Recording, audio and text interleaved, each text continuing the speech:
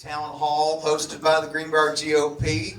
Want to thank you all once again for coming. We want to thank Congressman Alex Mooney. Let's give him a round of applause for coming down here. Glad you're here. So, just so you know this, Congressman, this is an old movie theater. I remember sitting in that back row as a kid and dropped some Skittles in the middle of the Mummy movie, and the Skittles coming all the way down the track here scared everybody in the whole place. I thought there were snakes underneath them.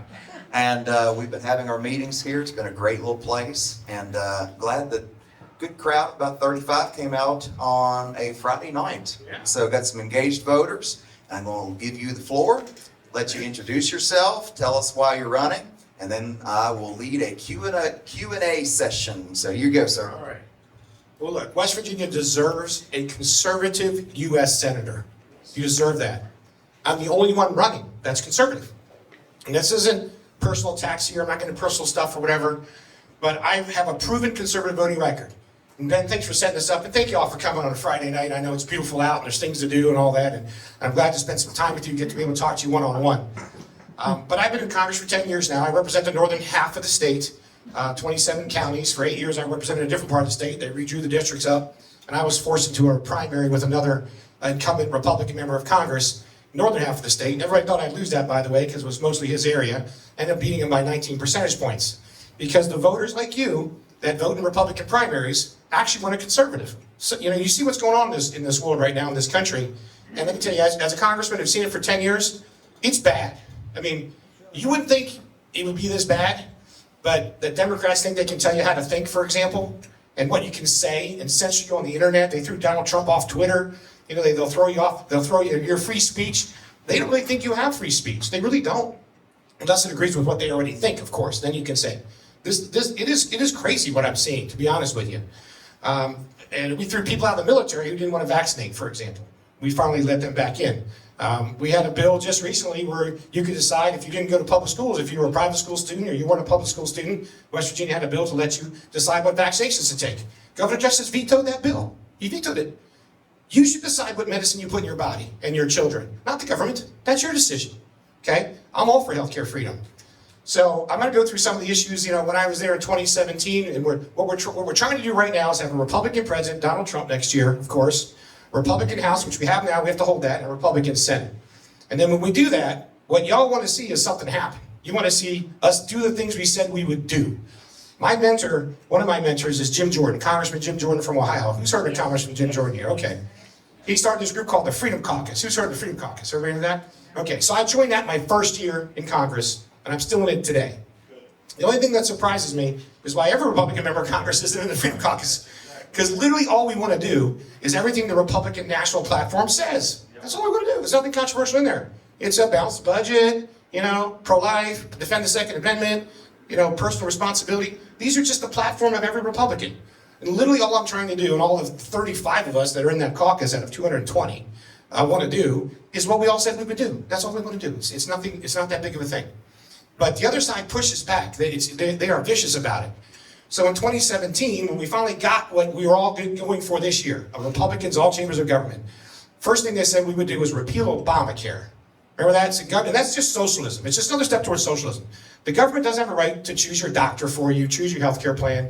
You choose your own health care plan. And Obamacare is just another step towards government taking over the entire health care system, which is just more socialism. So we had a bill to repeal Obamacare, which we passed in the House of Representatives. We went through some back and forth. We finally got it through. It went to the U.S. Senate. You may recall 3 Republicans voted the Democrats not to repeal Obamacare. John McCain did the famous little thumbs down thing. You remember that? He said thumbs down. And we did not repeal Obamacare. And let me tell you, I heard it from folks like you across the state and across the country saying, we gave you everything you wanted. We gave you a Republican president. We gave you a Republican House. We gave you a Republican Senate. And you failed. You didn't do the one thing you said the first thing you said you'd do, you didn't do it. Guess who attacked the Republican Party and me when we voted to repeal Obamacare? You know who criticized that? Jim Justice. He said, we need Obamacare. He said, we rely on it. It'd be a terrible thing to repeal Obamacare. He'd be one of those guys that you'd be disappointed in, time and again, if he was a U.S. Senator. I'm just telling you that. I'm trying to give you a choice here so you don't have to have that feeling when you look at your own party half the time. Look at the debt, $34 trillion. I'm telling you, both parties are not doing a good job when it comes to cutting spending. Both parties. Republicans go along with that stuff way too much. I voted against all of Biden's spending bills. It was $1 trillion just a couple weeks ago. Last year was $1.3 trillion non-infrastructure. Then there was the $1.9 trillion American Rescue Plan. That's when they were taking advantage of COVID. $1.9 trillion. A lot of it went to debt. A lot of it went to liberal priorities. Even Mitt Romney, not exactly a conservative these days, got up on the Senate floor and said, this $1.9 trillion American Rescue Plan bill was full of liberal priorities and wasteful spending. Not one Republican U.S. senator in the U.S. Senate voted for the American Rescue Plan. But you know who endorsed it and said we needed it? Jim Justice. He said we needed the money. He said we were for that. He would literally be the most liberal Republican U.S. senator in the entire country. You guys don't deserve that. I'm telling you, you don't deserve that. You have a choice here.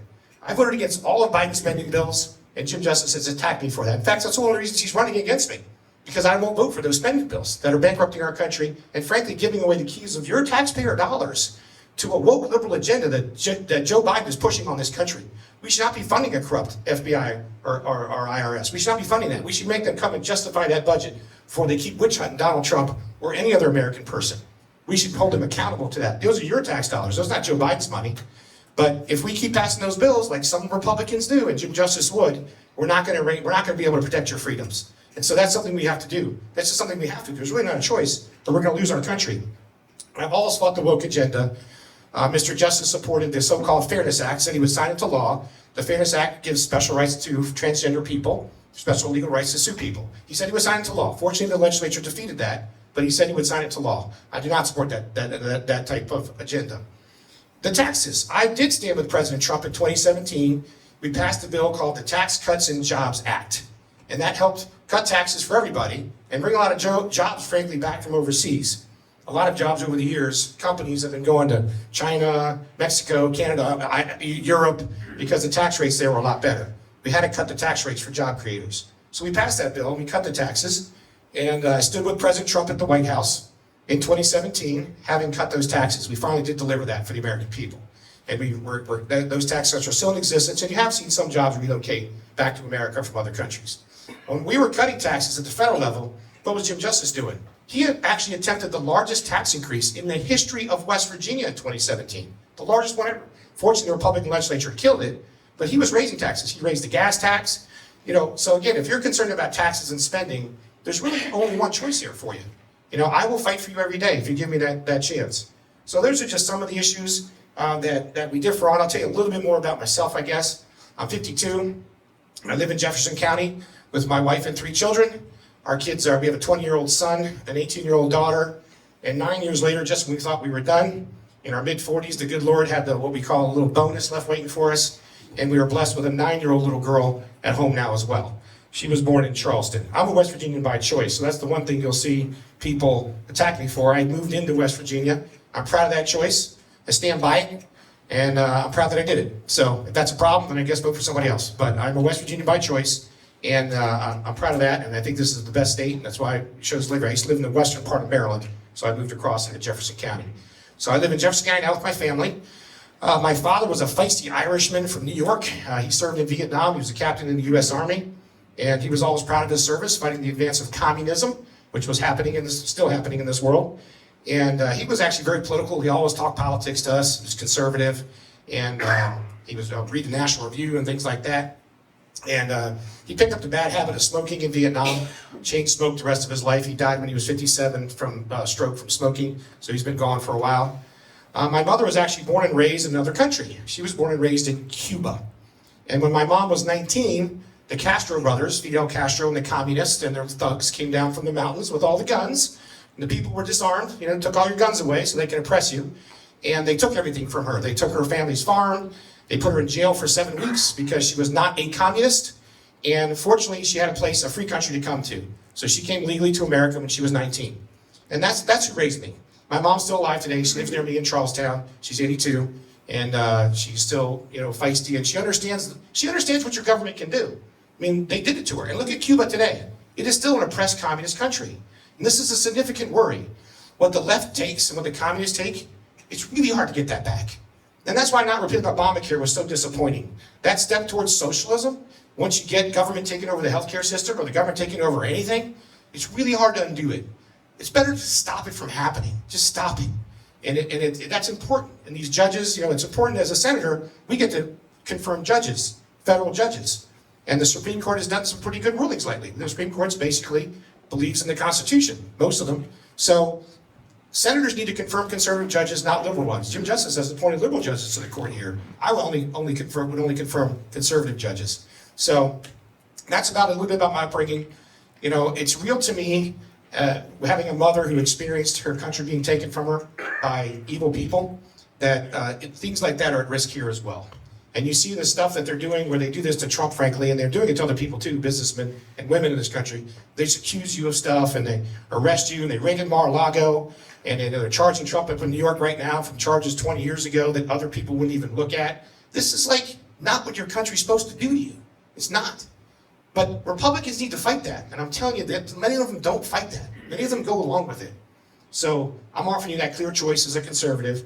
I don't know how long I've talked. I lose track when I get up here. So, I don't know. You want to just turn it over to questions and answers or comments? All right. Thank you. Going to be fun part. Thank you, sir. Okay.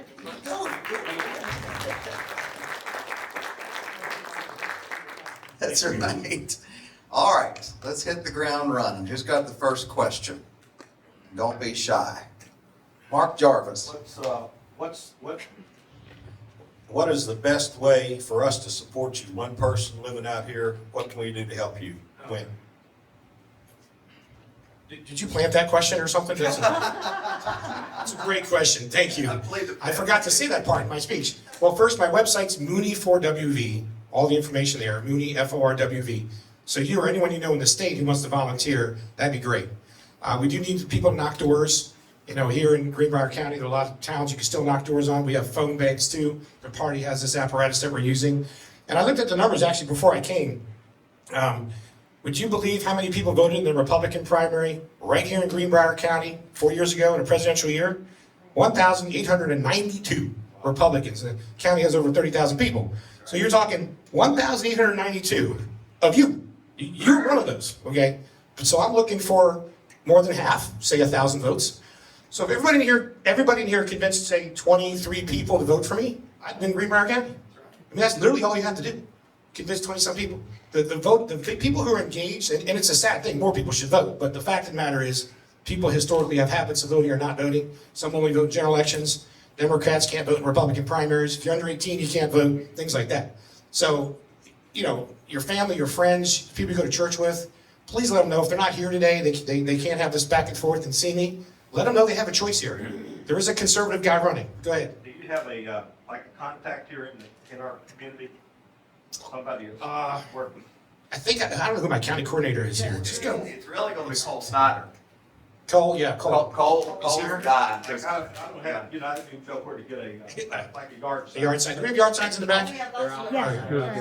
Yeah, there's some yard. We did bring yard signs. There's some out there right now. You have one of our local superstars, Cole Snyder.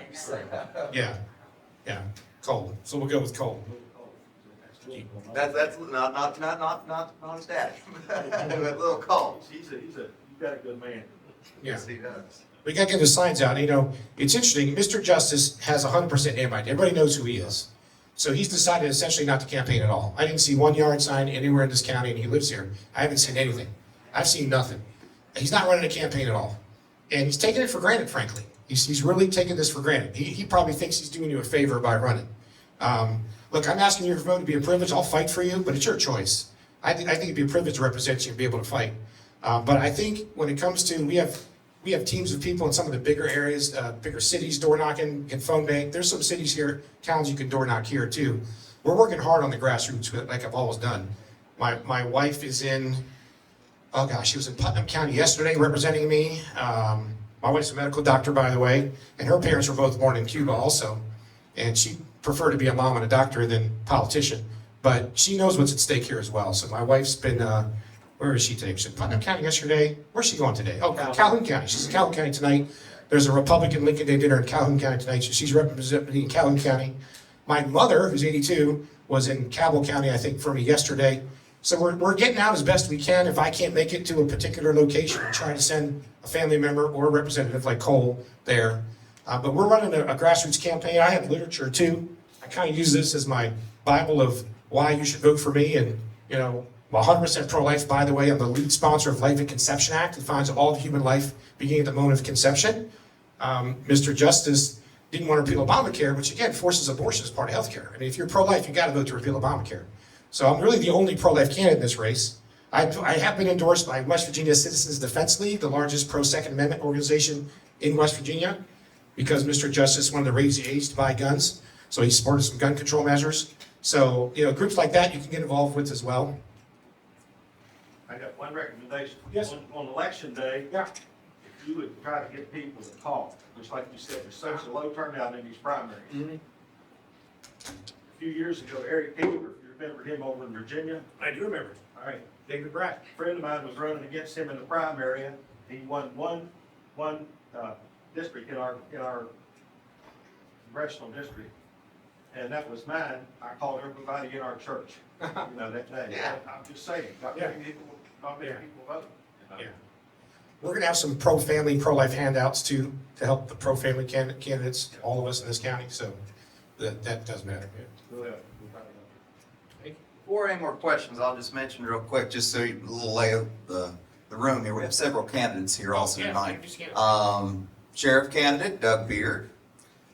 We have House of Delegates candidate Thomas Perkins. House of Delegates candidate George Boogie Ambler. House of Delegates candidate Ray Canterbury. Family Court candidate Grady Ford. House of Delegates candidate Trey Ewing. And also we have a county commissioner here, Tammy Shiflett-Tincher as well. So we got a good little who's who tonight. So, any other questions? I'll come to you, Bob. You go, sir. I know one of the recent things that you all voted on up there was the FISA bill, and I noticed your name was not on the people who voted for it, but another representative from West Virginia was. So can you explain your thought process in that? Yeah, sure, I'd be happy to. And I'm glad I had a chance to talk about my family background and my mother being in jail by the communists, because in communist countries, you're guilty till you prove yourself innocent. In communist countries, they go and look at all your personal information without your any consent or any probable cause. In this country, a judge has to give a probable cause warrant before they go into your house and grab your papers, or they search your emails or your phone calls. You got to give probable cause. We're Americans. We have constitutional rights to not have illegal searches and seizures. And I tell you, the left doesn't care about that stuff. The left just wants what they want. And just like the communists, they're just going to want what they want. They're not going to abide by constitutional rights. So we voted on that several times in the 10 years I've been in office, and I always vote to require the FBI or any government agency to go to an independent judge who's not part of that agency, not part of the same agency that wants to go search you, to get an independent judge to show that probable cause first. Hey, if there's probable cause, go for it. We got to shut down these drug dealers and these child traffickers and these bad guys. Go for it. But you got to get that probable cause.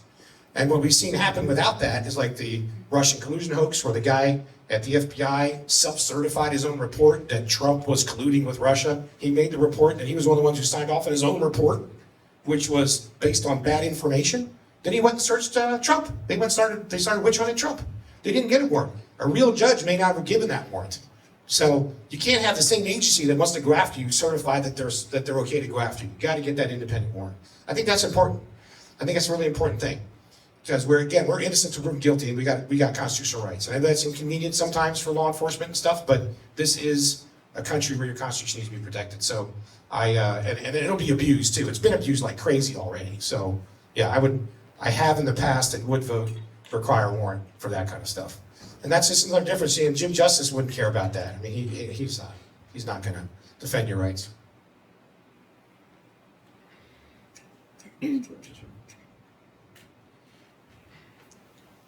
Commissioner Tincher.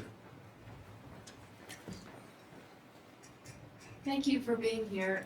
Sure. Just to know that I have read your mother's book. Oh, wow. One of my fellow county officials in Jefferson County gave me that book. Oh, wow. And it was very, very interesting. But with that being said, how, knowing that you are from the northern part of the state and obviously will be in Washington, D.C., if elected, how do you plan to represent the southern part of the state? And how do you foresee that you can, represent us here in Greenbrier County as well as the rest of the southern region?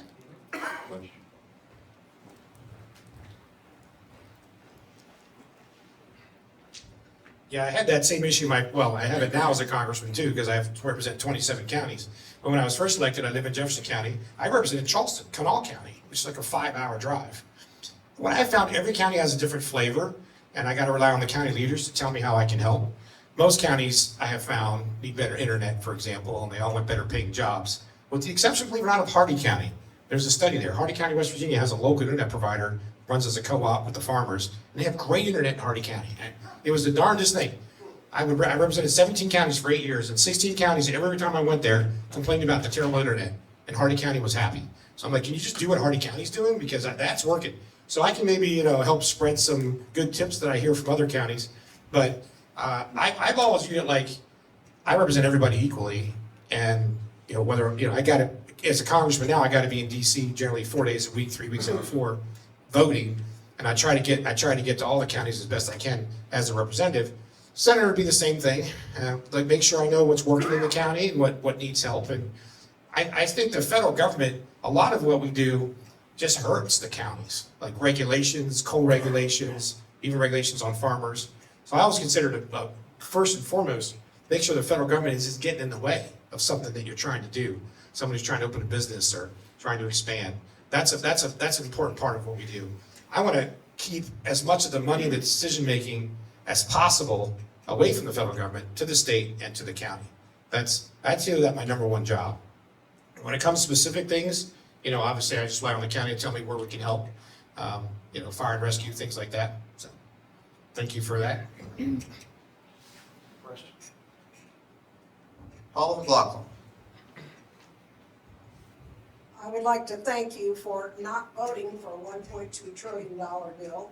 Also like to pull out who did vote for it, and also tell us why you didn't. Was the one from 2 weeks ago? Yes. Yeah. So there's a lot of things I'd like to see done before I vote to give any money to the President of the United States. And let's just back up and say, look at Joe Biden, right? So here's a guy who thought with the sign of a pen, he could waive $1 trillion in student loan debt. Like, he thought he could do that. Clearly, the President of the United States of America does not have the constitutional power to tell everyone they don't got to pay back their student loans. The president is supposed to execute the law. He's not supposed to make up the laws. And you have a president right now who doesn't care about that. Look at the southern border. He literally will not secure the southern border. He has the money. Most issues we deal with at the federal level, it's like, gosh, if you just gave us more money, we could solve this, more money. The southern border, he has all the money. All the money's there. He literally is taking the money, will not secure the border, and imports illegal immigrants to the United States of America and places around the country. It's infuriating, right? It's absolutely infuriating. So I had the simple idea that I thought most Republicans had this simple idea that you don't get no more money, Joe Biden. We're not going to give you another penny until you secure that border first. That is your job. We are not going to authorize another penny until you do that. We shouldn't. We should not give him the money. We shouldn't. It's your money. It's your money. And we have a Republican House of Representatives. There's more Republicans than Democrats in the House of Representatives. Speaker of the House is Republican. His name is Mike Johnson. It was Kevin McCarthy. He got removed. That was pretty contentious. But anyway, so that's sort of my view on it. I've come to that. Now, there's a lot more I'd like to do, by the way. I do think, like I said earlier, before we give another penny to the FBI, they need to make sure they're not searching people without a warrant. They're not abusing their powers. Same with the Department of Interior, Department of Environment. I've had companies contact me that are doing road repairs and building bridges and things and just even buildings. And the Department of Interior has been hassling them over like an endangered plant or something. And they can't, they're going too far with the environmental extremism that they're pushing through the EPA. So again, let me go back to even when I was first elected, because we got a little bit of time. When I was first elected, Obama was still president, believe it or not. Seems like ancient history, but Obama was still president when I was first elected, 2015, 2016. And Obama made it clear he had a war on coal going on. He was going to shut down the coal industry. He was going to bankrupt it. He made it very clear that was his goal. And he destroyed about half the coal jobs in the state. Went from 28,000 to about 14,000. Those are good paying jobs. And they're doing a good thing, keeping the lights on.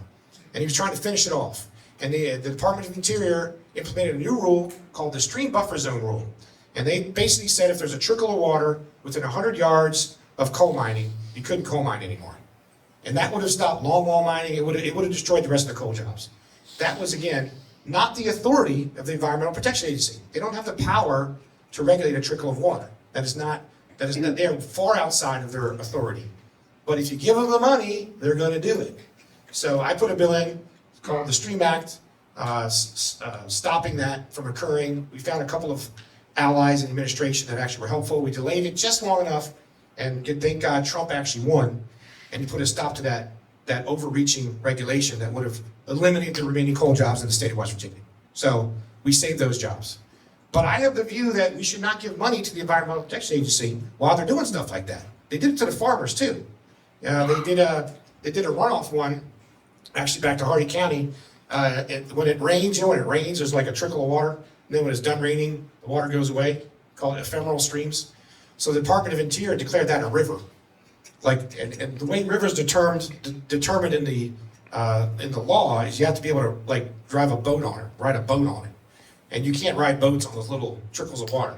But the Department of Interior declared it a stream, and a river. And they said, okay, farmers now have to comply with all these environmental runoff regulations and all sorts of, it'd be like $100,000 a year for every farmer. Farmers can't afford that. It was horrible. And they're completely abusing their powers. So a woman named Lois Alt in Hardy County actually sued on behalf of the National Farm Bureau, went all the way to the Supreme Court. The Supreme Court did put a stop to that. Then they tried to do it a different way. But again, these regulators, they have an agenda. It's a climate change and extremist agenda. And it's the duty under the Constitution of the Congress not to give them money if they're abusing their powers. So my view on that spending bill, this is all related to that $1.2 trillion spending bill. I mean, I'm sick and tired of seeing my own colleagues, even Republican ones like Jim Justice would completely do this.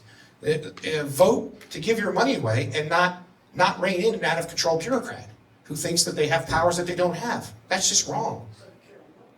Yeah, I mean, no Republican should vote for that. None of them.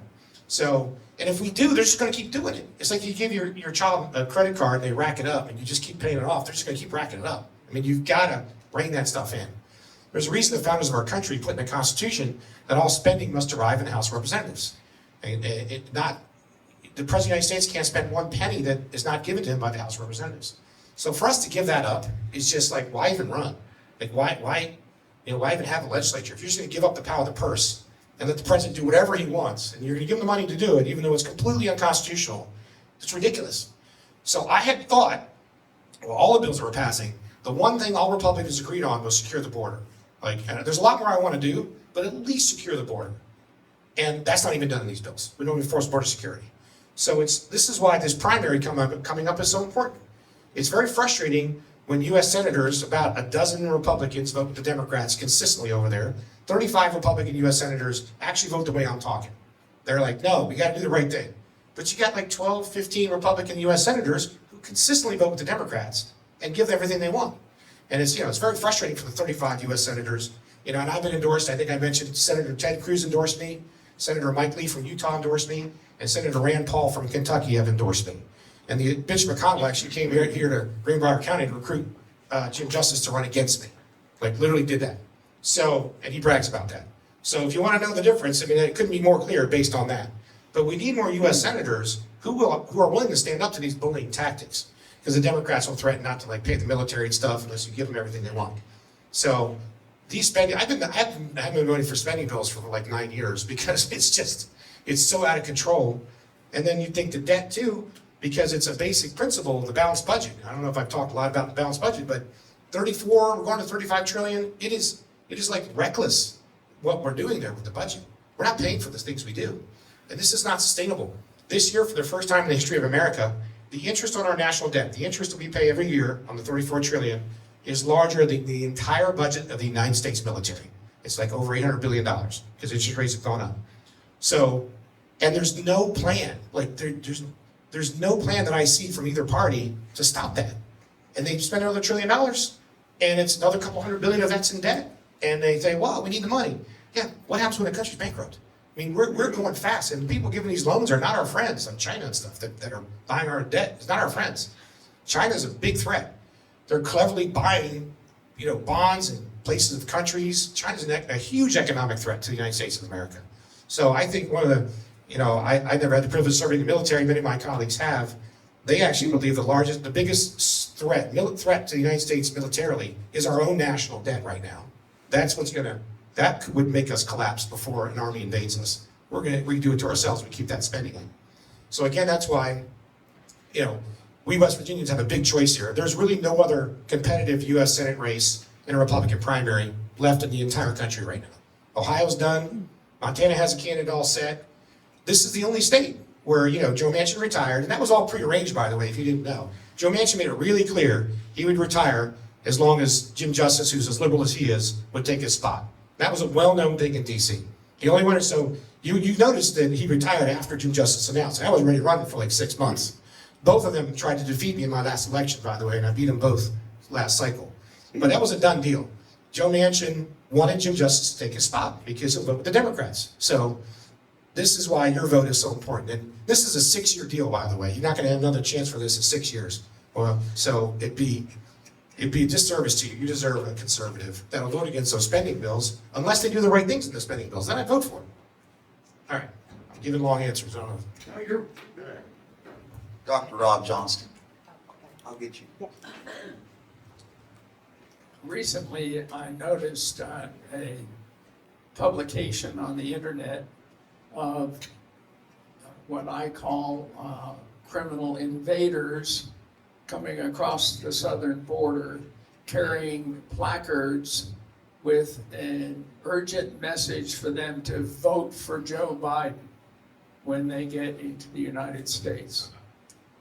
What is your opinion of E-Verify and voter ID universally? When I'm talking to people outside of West Virginia, they say they worry about the E-Verified voter IDs. And one of the rules in West Virginia, because in Pennsylvania they got the mail-in ballots now going on, Georgia, Arizona, a lot of worry about voter security.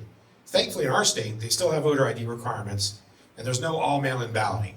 You have to vote by absentee, you have to request the absentee ballot first, be accepted with a reason, and then get your ballot. So we have a better system here than most of the country. In California, California is the role model for the National Democrat Party. And when they were in control a couple years ago, House Resolution 1, like the #1 bill they were putting in, there's a reason it's House Resolution 1. Nancy Pelosi and them, it was to hijack the entire voting system of the country and make West Virginia and every other state just like California. No ID, same day voting, just show up and vote, same day registration, voter harvesting, so that's where people go collect other people's ballots and turn them in for them. In this state, you have to be related to the person to take their ballot. You can't just give your ballots to strangers. That's called voter harvesting. That's actually illegal in most states. California allows it. Obviously, going to the immigration issue, E-Verify, something we also, I support. You should be a citizen to work here. That's basic. But when it comes to the ID on voting, there is a massive difference there. I heard my good friend Senator Ted Cruz, by the way, if you want to come up to Jefferson, Berkeley County on May 2nd, Senator Ted Cruz is coming to do a rally for me for my election. And I heard him give a speech where he walked through what would happen if the Democrats won everything. It'd make Puerto Rico and DC a state, so you'd have 4 Democrat U.S. senators. They would do ballot harvesting everywhere and no ID for anybody ever to vote. It'd be really hard to undo a lot of those things if those were to go through. But the beauty about this country, and I think the reason this is the greatest country the world's ever seen, and the reason immigrants want to come here, is because we have the rule of law in the Constitution. And the first rule of law is you come here legally, through a legal port of entry. And for Biden to let what's over 8 million now, we're not even sure the whole number, but it's over 8 million, which is more than 30 states' populations are in here. They know what they're doing. They want them all to be, give them amnesty and those kind of things. And then, make them Democrat voters, they think. So it is a huge issue. They know what they're doing. And that's why I just think it's wrong for people to vote for these spending bills that don't secure the border. I mean, that's just one reason. But the rule of law is great. I mean, Constitution, it applies to everybody, private property rights, free speech rights. Those things are worth fighting for and protecting. And the first thing you have to do is come here legally. So, does that answer your question? Did I get at it? Sort of? What did I miss? Your question you addressed very nicely our concerns here in Yeah. West Virginia. Yeah. But if you're in the Senate, Yeah. we have a broader Yeah. constituency. To what extent or how should this, or could this be pursued at the national level to prevent these people from voting? Oh, to make sure, yeah, okay, so a national requiring that their citizens to vote, yeah, you could, yeah, you have to enforce that, you could require that, then you have to make sure we enforce that too. A lot of this is a matter of enforcement. And this does get a little touchy because voting is a county-run thing. So like Greenbrier County, you pick the locations of your precincts to vote, things like that, and your voting systems. And it's actually a good thing, because there's 55 different voting systems in this state. So if somebody from China or Russia wants to hack our systems, they'd actually have to hack 55 different computer programs. So you really don't want it, I know you're not saying this, I don't want a national takeover of voting systems. That'd be a bad idea. Let's keep it as local as possible. Let Greenbrier County run their voting systems. So just make sure that that's enforced. And I guess there'd have to be a way, you have to look at what the legislation would do, make sure the counties are making sure their citizens at least require that they do that.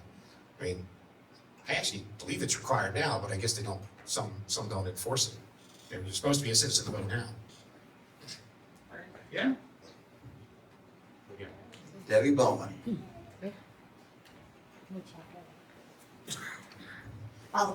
Thanks for coming tonight, we really appreciate it. And by the way, Greenbrier County's voting machines are not connected to the internet, just in case anybody's concerned about that. Yeah. There you go. So, yeah, we have a great system here, we have good poll workers and Paper, good you have county. paper? Yeah. Paper trail? Paper ballots, yes. My question is, it's two-part. Do you think that Mike Johnson is doing a good job? And number two, I think the latest spending bills, we have money that is going out to Israel, Ukraine, and Taiwan. Yeah. Why in the world do they want to send money to Taiwan?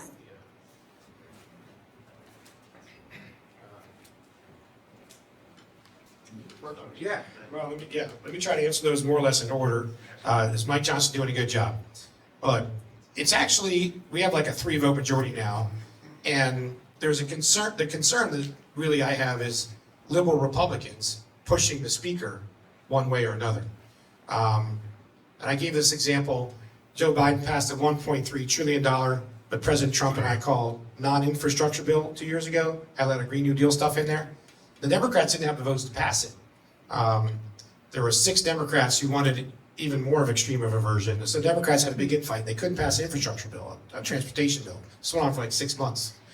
And in the end, 13 Republicans worked with Democrats, wrote a bill, and these 13 Republicans, including the guy defeated last year, David McKinley, voted for the Democrat bill. And Kevin McCarthy, who is less conservative than Mike Johnson, our current speaker, actually tried as much as he could. And, I had concerns with Mr. McCarthy, but he tried as best as he could not to get these 13 Republicans to basically sell out the party and vote for this infrastructure bill. But they did it anyway, and it passed. So it's not just the speaker, it's the group. There are too many liberal Republicans, frankly. And you have 13 was enough to pass a bad bill when 13 decided not to vote for it. And Kevin tried as much as he could to get them not to do it, but they just wanted to do it.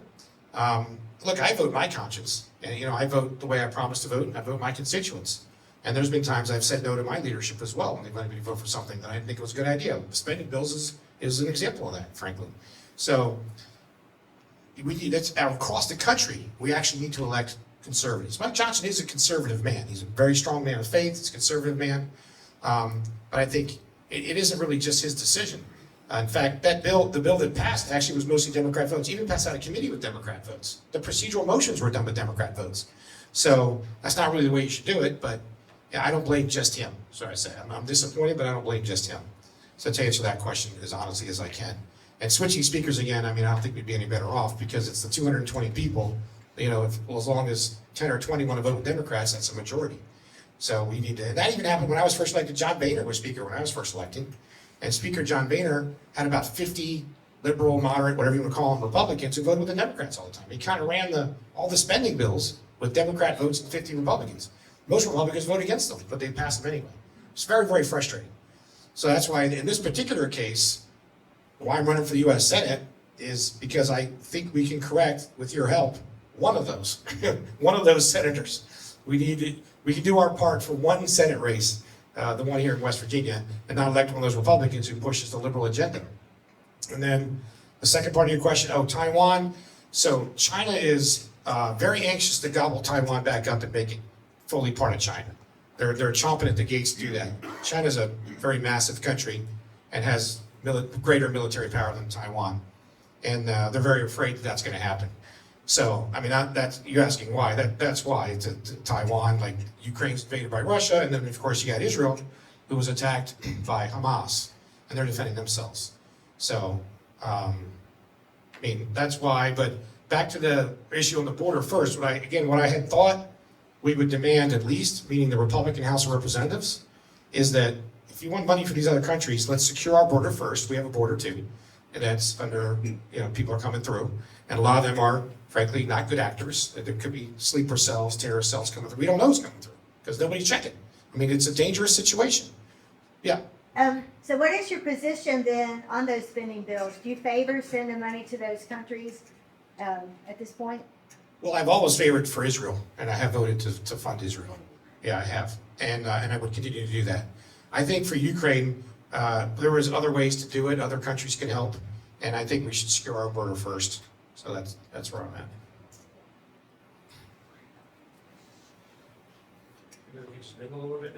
I'm cool with that. There's no more questions. Well, let's just say Ray Canterbury's the last question. All right. Then we'll mingle a little bit. You go, sir. Yes, sir. You spoke about healthcare, but also you're going to the Senate. The Senate has to ratify treaties, and there's a treaty right now that's under a process of renegotiation, the World Health Organization's pandemic treaty. I don't know if I just want to give some background for people that don't know about this. Yeah, please do. The World Health Organization has a pandemic treaty, and currently they're negotiating a set of amendments that they want to make immediately applicable to parties to the treaty. These amendments would include things such as their ability to uniformly and unilaterally declare a pandemic, to declare the response to the pandemic, including mandating national responses, which could include mandated vaccines, and some people even think that they could, for example, declare gun violence to be a pandemic. And it also includes language that says that they require countries, member states to attack disinformation and misinformation as they define it, which would be a complete strict violation of our First Amendment rights.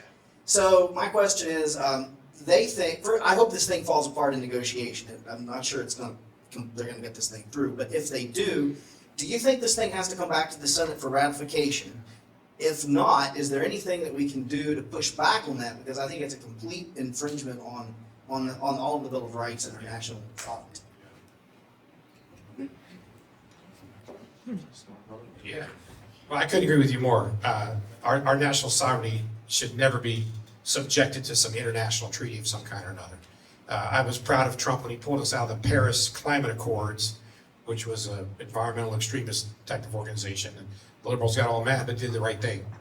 And we need to make sure we protect our sovereignty as a country. Other countries should do the same thing. But there's no way I'd vote to ratify a treaty like that. There's absolutely no way. And it should be ratified. They're trying to get clever. To avoid ratification, they try to do it as an agreement or like a legal contract, but not a treaty. And the president's trying to, there's all sorts of clever ways to do those things. But, well, that's one of the, I do enjoy foreign policy issues and making sure we maintain our strength and our national sovereignty. That's why I mentioned my mother coming from a foreign country, coming from Cuba. And I think it's important. We do work with our allies around the world. England and Japan have been good allies of ours. They share our interests, threats from China in particular. We do have allies, and they look to us for leadership. Israel, of course, being one of them as well. But the left is always cleverly trying to put together treaties of all kind, and they will, there's no doubt, they will come after your Second Amendment rights. They will come after speech codes.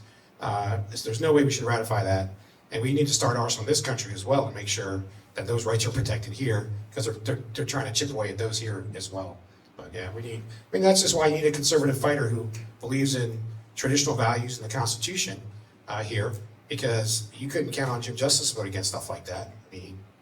So May 14th's coming soon, so. Ladies and gentlemen, Alex Mooney.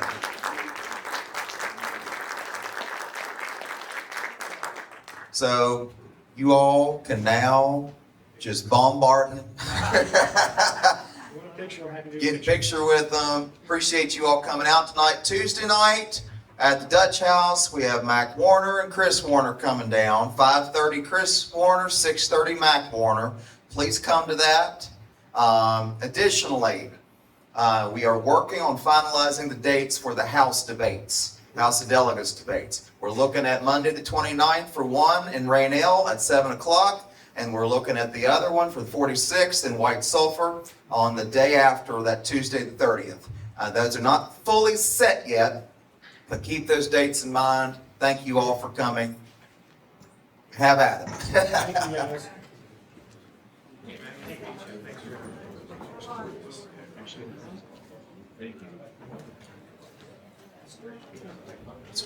And the 23rd, that same day of the Warners, if you have somebody that's not registered to vote, get it registered by that day.